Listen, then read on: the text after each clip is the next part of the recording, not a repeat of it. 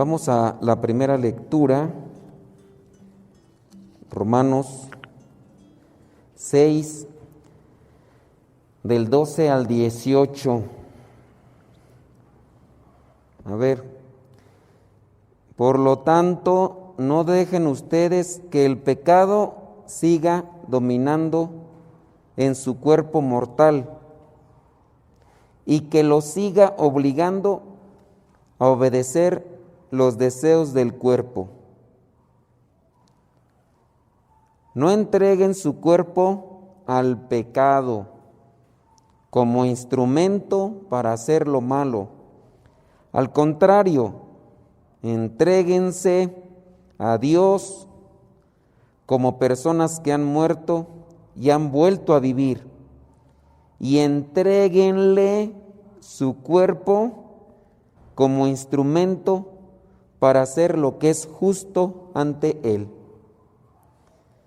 Todos tenemos debilidades, unos de un color, otros de otro, unos de una medida, otros de otra medida. Todos tenemos una lucha todos los días.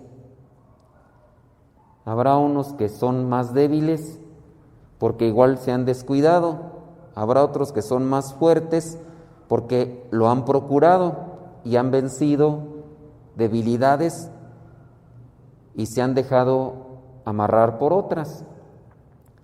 La cuestión aquí yo creo es no dejarse y no abandonarse al pecado.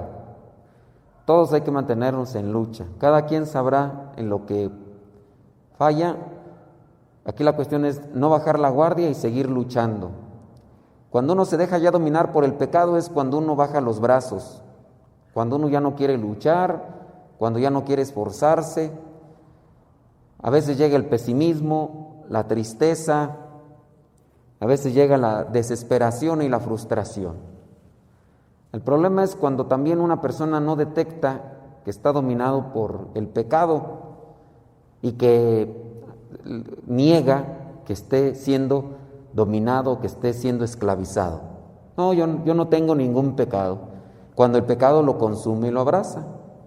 No, yo no tengo, yo soy puro, yo soy casto, yo soy inmaculado, yo soy perfecto. Por eso tampoco no me confieso, porque yo considero que no tengo pecados. Ahí sí ya está, la persona está peor.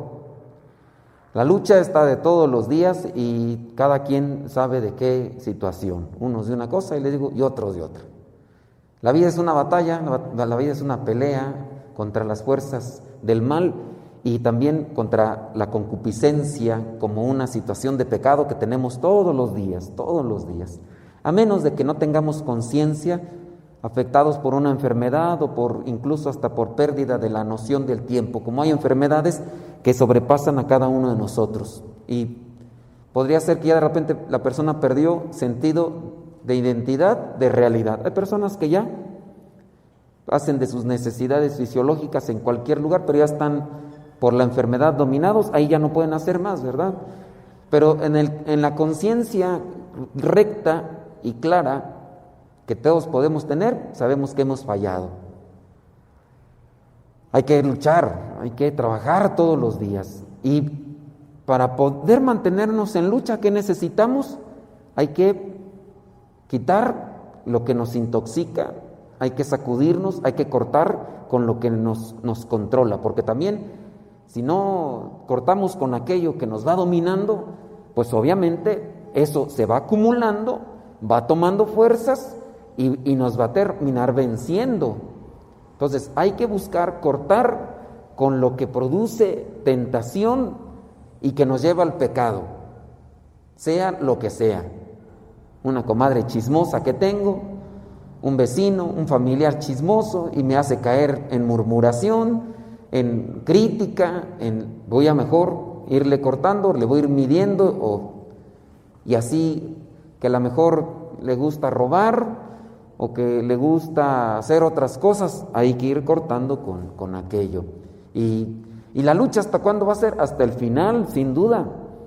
Incluso hay algunos de los santos, entre ellos se habla de la Madre Teresa de Calcuta, que dicen que en sus días de agonía decía cosas que no eran dentro de lo que vendría a ser un esquema cristiano, pero eso se entiende por esa lucha que se mantiene.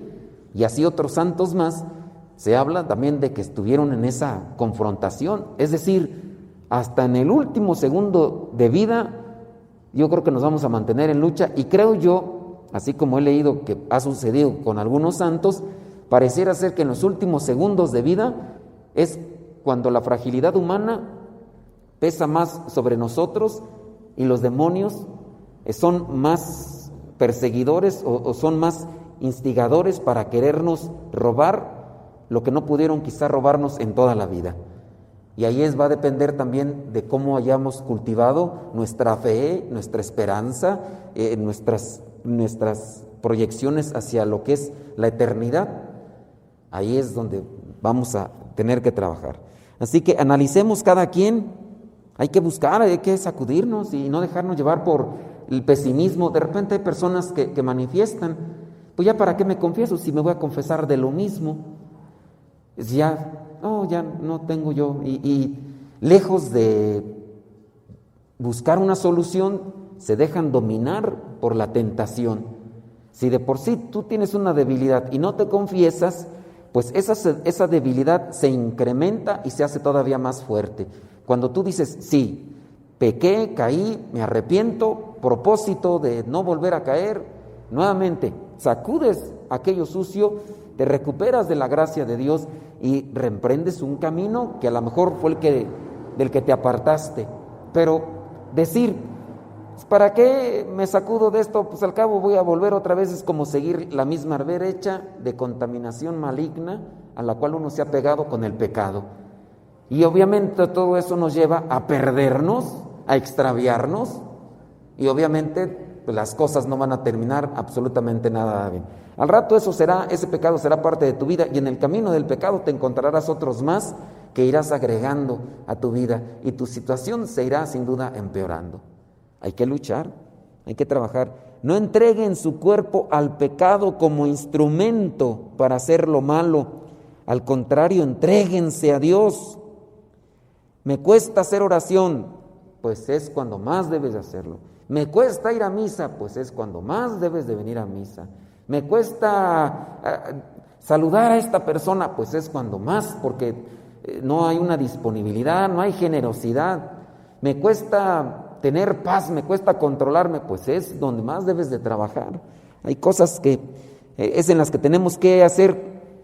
Yo digo ese tipo de alquimia espiritual. A lo mejor ustedes no entienden la palabra alquimia, es una palabra que si bien se apega a un contexto supuestamente esotérico, pero es lo que vendría a ser la transformación de cualquier materia a un material precioso. Pero yo hablo de una alquimia espiritual, es decir, de donde abunde el pecado, que abunde la gracia, como dice San Pablo. Entonces vendría a ser una transformación que de las debilidades, del pecado que me hace arrastrarme a la perdición, que con la ayuda de Dios eso se transforme, y ese deseo y ese desenfreno que a veces uno tiene para el mal, ahora uno lo tenga apasionamiento por el bien, por hacer las cosas buenas. Pero eso no se adquiere nada más pidiéndole a Dios. Hoy atendía un correo de una persona que me dice que está en un grupo de iglesia, pero que pues está casado, pero que al mismo tiempo lo domina la lujuria. Y dice la persona, yo le he pedido mucho a Dios, Padre, pero pareciera ser que no me escucha. Y entonces, pues yo hago una crítica. Cuando uno está dentro de las cosas de la iglesia y piensa que solamente la pura oración nos va a ayudar para dejar lo que con acciones y obras hemos conseguido en el pecado, pues estamos solamente trabajando de una parte, hay que trabajar de las dos. Dice el refrán, a Dios rogando y con el mazo dando. Sí, pídele mucho a Dios, pero también corta con aquello. Busca incluso hasta un consejo. Algunas pautas a lo mejor pueden ser de mortificación, de sacrificio. Ahora aquí tienen una ayuda psicológica, algo que pueda decirles el psicólogo, algo que pueda decirles el padre. Se juntan las dos cosas y con la oración pues hay que trabajar. pero dejarlo todo a la oración. Cuando el pecado corresponde más a una acción que tú hiciste y por la cual caíste en eso, pues también te corresponde no solamente orar en la cuestión mental y espiritual, y quién sabe cómo lo haga, porque cuando la persona está afectada, hablando de la lujuria, obviamente es una cuestión que más repercute en la mente. Cuando se disponga a hacer oración esa persona, ni oración concentrada podrá hacer, porque en la mente empezarán a rondar todo aquello en lo que se ha dedicado a pecar. Entonces tendrá que recurrir también a acciones como sacrificios, como mortificación, como penitencias, que también ayuden a mortificar el cuerpo. Es decir, yo le pido a Dios, pero también por otro lado voy a empezar a trabajar. Y así también, por ejemplo, en cuestiones matrimoniales. Las cuestiones matrimoniales, nada más pedirle a Dios, pues vamos a ir a misa a pedirle a Dios porque se arregle nuestro matrimonio. El viejo no quiere venir a misa, pero pues nada más a Dios. Aparte, ¿qué hace usted? Pues nada más, pues, rezo rosarios, vengo a la hora santa, qué bien, o sea, está bien. Pero hay que buscarle la otra manera, a ver cómo se engancha al viejo mozocotudo que tiene ahí en la casa. A lo mejor, no sé, un librito, un audio, algo, pues uno tiene que trabajarle con una acción. Pero ya cuando uno se deja abandonar por el pecado, pues ya uno qué puede hacer, ya estás dominado por el pecado. La lucha. Dentro del atletismo le llaman el segundo aire. Aquellas personas que hacen ejercicio extremo y que van caminando, llega un momento en el cual ya dicen, sigue avanzando. Y dicen estos que son atletas de verdad, no nosotros que nada más caminamos y aquí al Oxxo nos bofeamos, ¿verdad? Los que sí hacen ejercicio de horas, ¿verdad? Esos dicen que llega el momento en el que se cansa la persona y ya, pareciera ser que ahí se acuestan y ahí ya quedan. Pero si siguen y siguen, dicen llega el segundo aire. Pero eso lo consiguen quien se mantiene en la constancia de lucha y esfuerzo. Y salen vencedores. A lo mejor a ustedes no les gusta el box, a mí me gusta el box, hace mucho tiempo lo veía y ahora ya no, pero en mi tiempo, cuando yo antes era misionero, yo veía mucho box y todo eso. Entonces yo seguía a los boxeadores y recuerdo una pelea de Julio César Chávez, una de las peleas más emblemáticas de este señor, no me acuerdo contra quién, cómo era Mayweather, Whittaker, era contra un morenito. El señor platica después de vencer en esa pelea porque en el último round le da una noqueada al morenito, al negrito, y lo vence. Y pues todos, espectacular, porque en parte se sentía que decían que si esa pelea terminaba, a lo mejor le daban el gane al negrito, y como era el campeón de aquellos tiempos. Pero al final noqueó, y ya después platica, después de muchos años, dice, ustedes no saben por la que pasé. Dice, llegaba a la esquina y me decían, échale ganas. Dice, piensan que ya con eso uno se revitaliza, échale ganas, como si nada, ¿no? No sabían lo que sentía por dentro. Dice, tenía ganas de vomitar de tanto golpe, dice, pero dicen que en los boxeadores, que si en ese momento de recibir tantos golpes en su cuerpo vomitan, les puede pasar un problema en el cerebro, que les da una cosa, ¿no? Entonces, pues se resistía, y que el entrenador decía, échale ganas, piensa en tus hijos, piensa en tu esposa, que piensa no sé qué. Y ya fue cuando dijo Julio César, dice, ¿y por qué no me dices que piense en mí? ¿Nada más en ellos? ¿Qué? Pues ellos no están peleando, que piense en mí. Pues también uno tiene que. Pero dice, ya él sentía con ganas de decirle, ya, avienta la toalla con eso ya para no seguir peleando. Pero se mantuvo. Y el señor ahí lanzando golpes y todo. Y al final, pues él seguía dándole. El otro no manifestaba debilidad, pero al final, en el último round, ¡zas! Viene el golpe que lo tumbó y ya no se levantó el fulano. La lucha de nuestras vidas. ¿Qué vendrán cosas a ver de repente de ya no quiero seguir luchando? ¿Ya para qué sigo rezando? ¿Ya para qué voy a la iglesia? Pues si nada se me acomoda en la vida. ¿Ya para qué voy a la hora santa? ¿Ya para qué? Y así nos vienen nuestras tentaciones de abandono de la lucha. Puede ser de cualquier tipo de cosa en el sentido espiritual, pero si nos mantenemos en la lucha podemos salir vencedores. Y si no, pues nos puede ir muy mal. Ojalá que busquen por ahí sus motivaciones.